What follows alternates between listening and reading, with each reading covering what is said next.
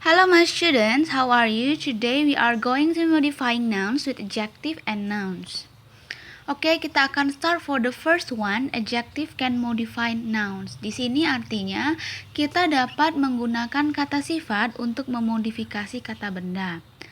Dalam bahasa Indonesia kita akan meletakkan kata benda di depan dan kata sifat di belakang. Contohnya, aku mempunyai rumah yang besar. Tetapi dalam bahasa Inggris akan berlaku sebaliknya. Kita meletakkan adjektif di depan dan kata benda di belakang. Sebagai contoh, I have a big house, she is a good student, and they are beautiful girls. Di contoh ini kita melihat ada 3 kata sifat, yaitu big, good, and beautiful. Sedangkan untuk nouns kita memiliki house, students, and girls. Di sini, big memodifikasi house yang menyatakan bahwa kita ingin mendeskripsikan suatu rumah dan ukuran rumah tersebut adalah berukuran besar. Sama halnya dengan student. Sebagai kata benda dimodifikasi dengan menggunakan adjective good. Yang terakhir, girls dimodifikasi dengan kata sifat beautiful. Oke, ada beberapa peraturan yang perlu kalian ingat. Dalam adjective, we don't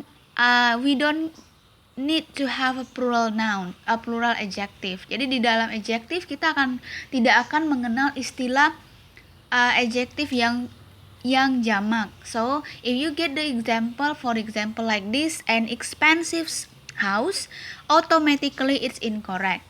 The second one, adjective must be for noun. Like this, house expensive, it's totally incorrect.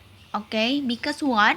Because we cannot put the noun in front of the adjective. Kita nggak mungkin meletakkan kata benda di depan kata sifat. Okay, the second one, we have nouns that can modify nouns. Jadi sebenarnya kata benda pun bisa memodifikasi kata benda. Tetapi ketika kata benda memodifikasi kata benda lain, maka dia berfungsi atau digunakan sebagai adjektif juga. Contohnya, I have a grammar book. Di sini, grammar adalah kata benda. Dan kata benda grammar akan memodifikasi book, yaitu benda lain. Oke, contoh lain apa? Misalnya shoe store. Oke, washing machine. Itu merupakan contoh noun yang memodifikasi nouns. Selanjutnya, kita juga memiliki kata benda.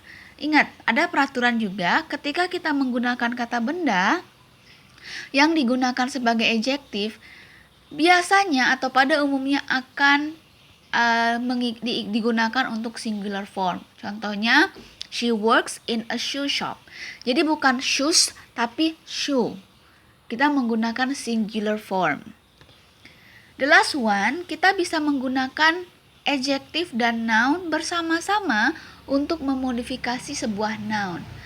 Tentunya akan ada peraturan yang perlu kalian ikuti, yaitu adjektif harus pertama kali ditulis dan kata benda harus ditulis selanjutnya.